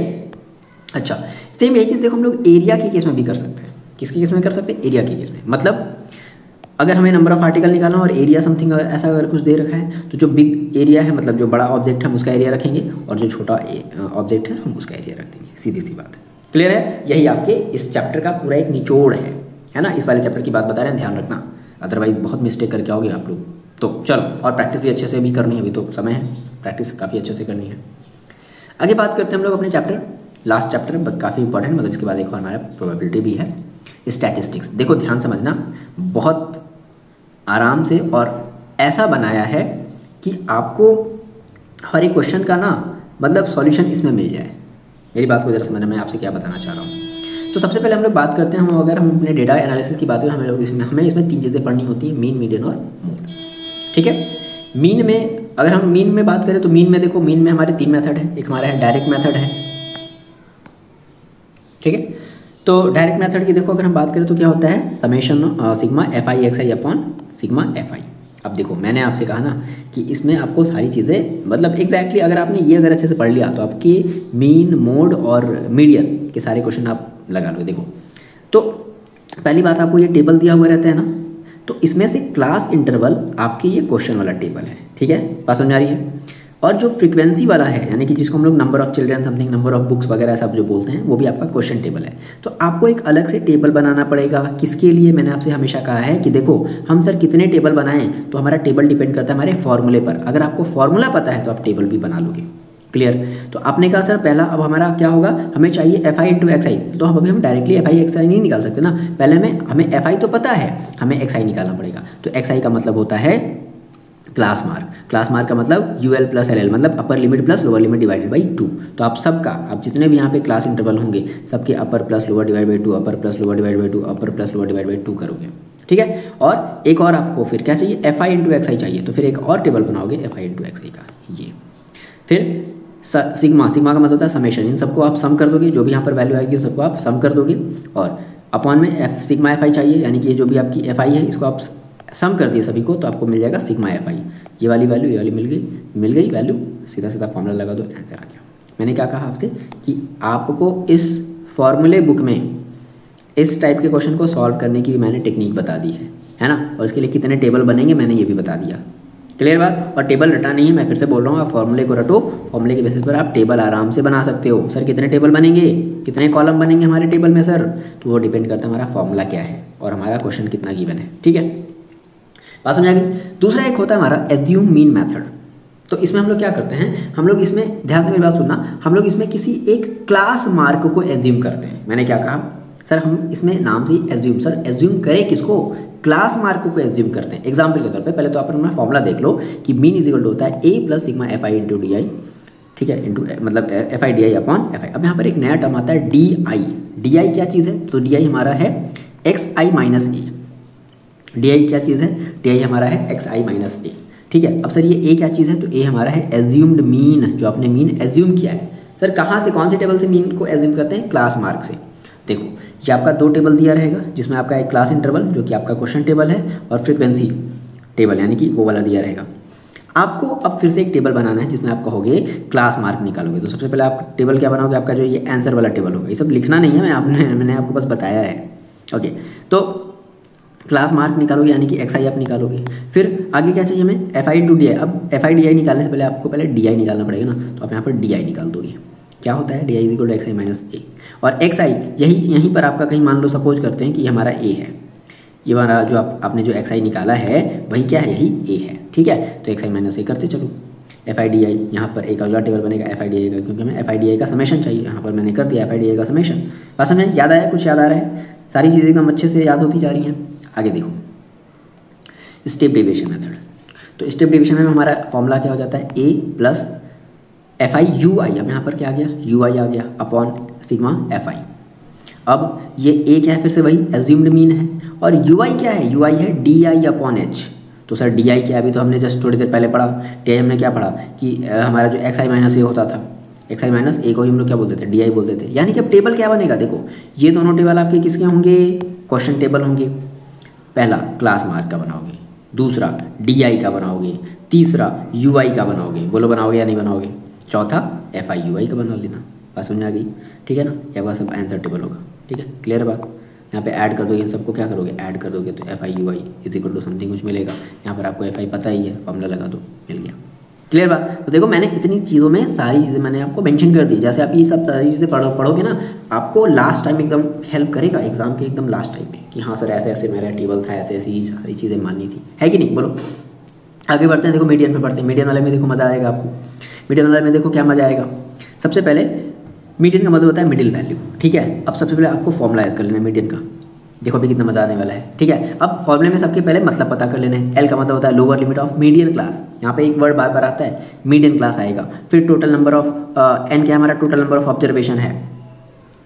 F हमारा क्या है, frequency of the median class है। CF क्या है, cumulative frequency of the class preceding the median class है। CF सीधी वाली CF नहीं, एक पीछे वाली आपको CF लेनी है। H का मतलब क्या है, क्लास साइज है। ओके, अब अगर आपको सब सारी बातें पता चल गई तो अब देखो हमारा बनता है टेबल, सॉल्यूशन टेबल। देखो कैसे बनेगा।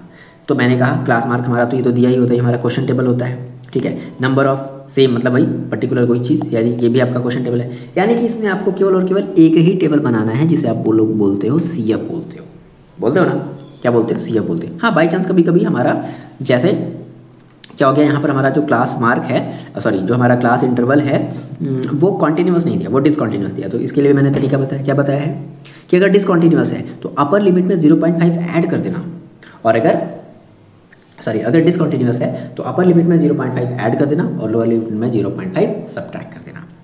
ये तरीका होता है, ठीक है। फिलहाल तो ये आपका आंसर टेबल होगा केवल। ये तो आप बनाओगे ही बनाओगे, साथ ही साथ ये बस आपको अलग खुद से बनाना पड़ेगा, है ना, उसी में। तो देखो CF कैसे निकालते हैं, तो पहली वाली as it is F as it is लिख देते हैं। फिर दूसरे वाले के लिए तो पहले वाले CF को दूसरे वाले के F से ऐड कर देते हैं। कितना आ गया, 8। मैंने एक एग्जांपल के तौर पर लिया है। फिर 8 प्लस ये 4 ऐड कर देंगे, 12 आ गया। फिर 12 प्लस 3 ऐड कर देंगे, 15 आ गया। अब मैंने कहा सर कि पहले हमारा सबसे पहले टारगेट होना है ना कि सर मीडियन क्लास कैसे निकाला जाए। सबसे पहला टारगेट क्या होना चाहिए बच्चे, मीडियन क्लास। अभी मीडियन क्लास निकालने का जो तरीका है वो ये है, ध्यान से सुन लो मेरी बात। मीडियन क्लास निकालने का जो तरीका है कि आप n/2 करोगे। कितना करोगे, n/2। सपोज करते हैं कि चलो हमारे पास टोटल n 26 है, मान लेते हैं, सपोज करते हैं थोड़ी देर के लिए हमारे पास टोटल n कितना है, 26 है। तो n/2 मतलब कि 26/2 दैट मीन्स 13। अब 13 कहाँ देखोगे, ये आप CF में देखोगे। 13 या 13 से बड़ा, 13 या 13 से बड़ा। तो 13 यहाँ पर देखो 5 है, यहाँ पर 8 है, यहाँ पर 12 है, यहाँ पर 15 है। तो 12 से बड़ा कौन है, 15। यानी कि ये वाली जो आपकी क्लास होगी ना, यानी कि 30 to 35 वाली जो क्लास होगी ना, यही आपकी हो जाएगी बच्चे क्या, मीडियन क्लास। क्लियर बात समझ में आ गई। कैसे करते हैं, मीडियन क्लास निकाल लिया। अब अगर आप आपने मीडियन क्लास निकाल लिया तो क्या आप H नहीं बता सकते, आप L नहीं बता सकते। बिल्कुल, देखो ये लोअर लिमिट है, H नहीं बता सकते। 35 माइनस 30 कर दो। H का मतलब क्या, अपर माइनस लोअर। तो 35 माइनस 30 कर दिया, क्या आ गया, H आ गया। आप CF नहीं निकाल सकते, बिल्कुल निकाल सकते। ये आपका CF क्या हो जाएगा, तो CF एक पीछे वाला हम लोग लेते हैं, यानी कि 12 आपका CF हो जाएगा। F कितना हो जाएगा, एग्जैक्टली जो हमारा मीडियन क्लास का जो CF होता है, सॉरी F होता है, वही हमारी F हो जाती है। ठीक है, फॉर्मूला रख दिया, सॉल्व कर लिया, कितना आसान, मज़ा आ गया। तो ये ऐसा आपका फॉर्मूला बुक है कि इसमें एकदम आपके जो बड़े वाले चैप्टर है ना, वो एकदम मज़ा आ जाएगा आपको लगाने में। ठीक है, तो अच्छे से इसको डाउनलोड करके पढ़ो, बार बार पढ़ो। ठीक है, आगे देखो मोड की बात कर लेते हैं। तो मोड का देखो हमारा फॉर्मूला, सबसे पहले आपको मोड का फॉर्मूला याद करना है, L plus F0 minus F1 upon 2 F0 minus F1 minus F2, ये होता है। अब यहाँ पर भी एक टर्म आता है बराबर, L का मतलब lower limit of model class, F0 का मतलब देखो मैं एक तरीका मैं आपको बता रहा हूँ, F0 F1 F2 ये मेन है, ये हीरो है, ठीक है, इसके पीछे प्रीसीडिंग, इसके आगे सक्सीडिंग, बस सीधी सी बात, ठीक है। तो F0 हमारा क्या है, प्रीसीडिंग द मॉडल क्लास, है कि नहीं, देखो बोल दिया ना। F1 क्या है, exactly model class, frequency of exactly model class. F2 क्या है, frequency of the model class succeeding the model class, ठीक है। और H क्या है, क्लास साइज यानी कि upper limit minus lower limit. अब सर ये सर मॉडल क्लास कैसे निकाला है, देखो बहुत आसान है। मॉडल क्लास का मतलब क्या, जिसकी भी फ्रीक्वेंसी सबसे ज़्यादा होगी, सीधा सा काम। How to find modal class, number of maximum observation, सबसे ज़्यादा देखो कहाँ है, यहाँ 7 है, यहाँ 8 है, यहाँ 2 है, यहाँ 2 है, तो सबसे ज़्यादा यही है ना, तो यही आपका क्या हो जाएगा, ये आपका हो जाएगा मॉडल क्लास। तो मॉडल क्लास का ये 3 क्या हो गया, लोअर लिमिट, ठीक है। F1 ये आपका क्या हो गया, एग्जैक्टली ये आपका क्या हो गया F1, इससे पहले क्या हो जाएगा F0, इसके बाद में क्या हो जाएगा F2, कितना आसान, क्लियर बात, रख दो फॉर्मूले पे, सॉल्व कर लो, क्लियर बात, बहुत आसान है बच्चे, ध्यान रखना, इस PDF के थ्रू पढ़ लेना, अपने दोस्तों को भी शेयर कर लेना, ओके। चलो आगे बढ़ते हैं प्रोबेबिलिटी पर, फाइनल चैप्टर प्रोबेबिलिटी। देखो कितनी जल्दी मैंने सारे चीज़ों को अच्छे तरीके से मैंने कितना रिवाइज अच्छे से तरीके से कर लिया है मैंने, है ना। तो प्रोबेबिलिटी की देखो बात करते हैं। प्रोबेबिलिटी का मतलब होता है number of favourable outcomes upon total number of outcome. पहला फॉर्मूला, पहला और लास्ट फॉर्मूला यही है भाई आपके इस चैप्टर का। अगर ये क्लियर है तो समझ लो कि 50% आपके जो चीज़ें हैं इस चैप्टर के रिगार्डिंग वो सब क्लियर हो गई। अब देखो होता है ना, इसमें क्वाइंस दे देता है कि भाई प्रोबेबिलिटी किसके बेसिस पर क्वेश्चन पूछ सकता है, क्वाइंस के बेसिस पर। तो अगर आप एक पॉइंट को अगर टॉस करा रहे हो तो एक पॉइंट में 2 चीज़ें आ सकती है, या तो हेड या तो टेल, ठीक है। यानी कि हम उसको बोलते हैं हेड और टेल हमारे इवेंट्स हो गए, क्या हो गए, हेड और टेल्स हमारे क्या हो गए, इवेंट या ऑब्जर्वेशन जो भी कह लो, या आउटकम कह लो, ओके। तो टोटल एक पॉइंट में टोटल कितने आउटकम, 2 आउटकम, या तो हेड या तो टेल, ओके। इस तरीके से मान लो मैंने 2 कॉइन ले लिया, तो 2 कॉइन को अगर टॉस करा रहे हो आप, 2 कॉइन को अगर आप एक साथ अगर टॉस करा रहे हो तो क्या हो सकता है हेड हेड आ जाए, हेड टेल आ जाए, टेल टेल आ जाए, या टेल हेड आ जाए। कैसे करना है, देखो पहले 2 अलग अलग एग्जैक्टली बना लेना, 2 अलग अलग एग्जैक्टली बना लिए, बाकी का इसका उल्टा कर देना। जैसे हेड हेड बना लिया तो टेल टेल, हेड टेल बना लिया तो टेल हेड, ठीक है। यानी कि टोटल 4 इवेंट, ठीक है। एट लीस्ट वाले पर ध्यान देना और एट मोस्ट वाले पर ध्यान देना। एट लीस्ट अगर बोलता है तो कम से कम, ठीक है। जैसे मान लो बोल दिया कि एट लीस्ट 1 हेड, तो देखो 1 है तो भी चलेगा, लेकिन 2 है तो भी लेना पड़ेगा भाई। मैंने कोचिंग स्टार्ट करी, मैंने कहा कि देखो ऐसा है, कम से कम 5 बच्चे आने चाहिए। क्या 10 बच्चे आएंगे तो नहीं पढ़ाएंगे, हम पढ़ाएंगे ना भाई, मेरा फ़ायदा है ना। तो बात समझ आ रही है, तो कम से कम 5 बच्चे आने चाहिए, तो 5 तो कंपलसरी है, हाँ भाई, लेकिन अगर 5 से अगर कम हुए तो फिर नहीं पढ़ाएंगे जो, ठीक है। तो कहने का मतलब है ना कि एटलीस्ट अगर बोल रहा है तो एटलीस्ट का मतलब कम से कम, भाई ज़्यादा होगा तो भी चल जाएगा, काम चल जाएगा, ठीक है ना। एट मोस्ट अधिक से अधिक, अधिक से अधिक 1 होना चाहिए, उससे ज़्यादा नहीं, उससे ज़्यादा नहीं, ठीक है। अगर 2 हो गया तो नहीं पढ़ाएंगे, बात समझ आ रही ना, that is at most, okay.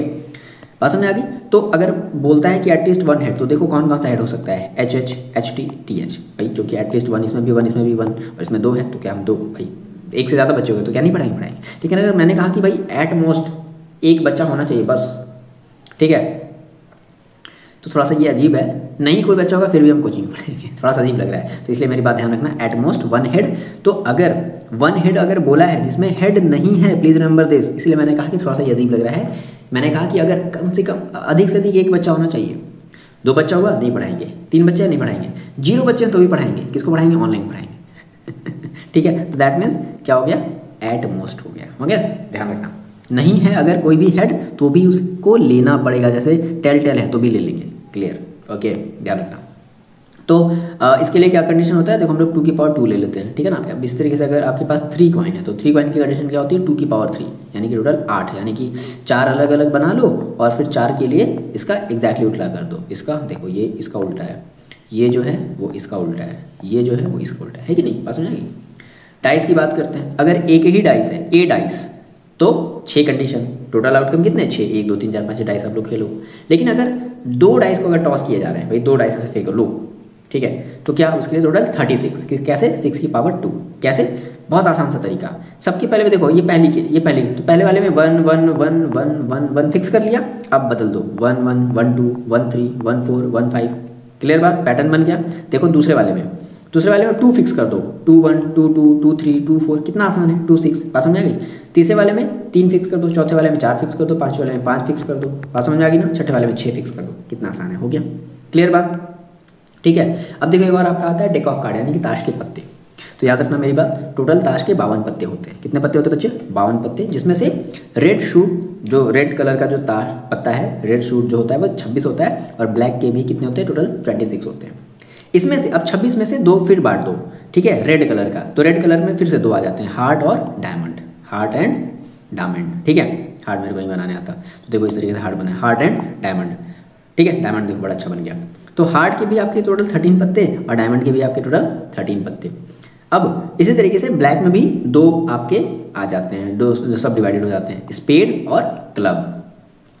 अब स्पेड में भी देखो 13 और क्लब में भी 13, ठीक है। मैंने देखो कलर भी किया है। अब सब में 3 फेस कार्ड निकाल दो, सब में 3 क्या कर दो भाई, फेस कार्ड निकाल दो। किंग क्वीन जैक, डायमंड का किंग क्वीन जैक, स्पेड का किंग क्वीन जैक, क्लब का किंग क्वीन जैक है ना। बाकी फिर एस, जिसको बोलते हैं इक्का दुक्का तिक्की चौकी, है ना, दहला, ऐसा कुछ होता है, मैंने कभी खेला नहीं है, वो मत समझ रहे ना सर ये क्या बता रहे हो। तो एस है ना, एस का मतलब इक्का जिसको बोलते हैं, ठीक है। अरे गाने भी ऐसे कई सारे निकले हैं रेस वाले, इक्का पता नहीं कैसा कुछ गाना है ना, दुक्की तिक्की, इस तरीके से। तो टोटल आपके ऐसे 10 कार्ड हो गए, तो 10 और प्लस ये 3 13। इसी तरीके से इसका भी इक्का दुक्का है ना, डायमंड का इक्का डायमंड की दुक्की, फिर स्पेड का इक्का स्पेड की दुक्की, इस तरीके से, फिर क्लब का इक्का क्लब का दुक्की। क्लियर बात, समझ में आ गई, ये आपके हो गए। अब यहाँ से अगर कैसे भी अगर आपसे क्वेश्चन करके पूछा तो आप आराम से बता दोगे। फॉर्मूला प्रोबेबिलिटी का, अब ये सी बात है, आपके टीचर ने भी कुछ ना कुछ तो आपको पढ़ाया होगा, तो फॉर्मूला मतलब बताया होगा कि ठीक है देखो, अगर बोलता है कि ये फेस कार्ड ऑफ रेड, तो रेड में टोटल कितने फेस कार्ड हो जाएंगे जरा बताओ। तो हार्ट के 3 और डायमंड के 3, टोटल 6, यानी कि टोटल फेवरेबल कंडीशन कितनी है आपके पास, 6 है, और टोटल कंडीशन कितनी है 52, तो 6/52 कट पिट कर लो, आंसर आ गया है। बात समझ में आ गई, कितना आसान है। आगे देखो हम लोग बात करते हैं सम प्रॉपर्टी ऑफ प्रोबेबिलिटीज़ की। याद रखो प्रोबेबिलिटी हमेशा 0 से 1 के बीच में लाई करती है, मतलब कि 0 से छोटी नहीं हो सकती, 0 से छोटे का मतलब माइनस में कभी नहीं जा सकते, गलत हो जाएगा, ठीक है। दूसरी बात 1 से बड़ी नहीं हो सकती, 1.2 नहीं बोल सकते, 1.3 नहीं बोल सकते, बात समझ आ रही क्या। उसके बाद अगर 0 है तो इम्पॉसिबल इवेंट होता है, 1 है तो सर्टेन इवेंट, फिक्स है, 1 का मतलब फिक्स है, हो गया, ठीक है। आपने एक पॉइंट लिया, दोनों में आपने वो हेड दोनों में हेड करा लिया, और आप ऐसे टॉस करा रहे हो, अब बोल रहे हो हेड, तो श्योर है, सर्टेन इवेंट है, ठीक है। जैसे एक और एग्जांपल है, सर डेली लाइफ में सर्टेन इवेंट, हाँ डेथ क्या है, सर्टेन है, आ सकती है, आनी है, आएगी, तो दैट इज सर्टेन है, ठीक है। हम लोग बहुत ज़्यादा फिलोसफिकली चलेंगे, ओके वापस आ जाओ। प्रोबेबिलिटी ऑफ इवेंट हैपन, अगर कोई इवेंट हो रहा है तो इसको हम लोग बोलते हैं पीई, और अगर प्रोबेबिलिटी ऑफ इवेंट नहीं हो रहा है दैट इज बोलते हैं पी नॉट ई। तो दोनों को अगर आप सम कर दो तो उसकी वैल्यू आती है 1। बात समझ में आ गई, समझ में आया। तो आई होप ये सब सारी बातें आपको समझ में आई होंगी। कहीं कोई प्रॉब्लम है तो आप प्लीज़ कमेंट करके बोलना, ठीक है। चलो पढ़ाई करते रहो, और हम लोग फिर ऐसे ही बाकी फिर PYQ हम लोग और भी हमें सारे चैप्टर के रिवाइज करने हैं, पढ़ते रहो और कोशिश करो। ये वीडियो अगर अच्छा लगा तो आपको अपने फ्रेंड से भी शेयर कर देना है, ठीक है। मिलते हैं नेक्स्ट वीडियो में, पढ़ाई करते रहो, तब तक के लिए अपना ख्याल रखो।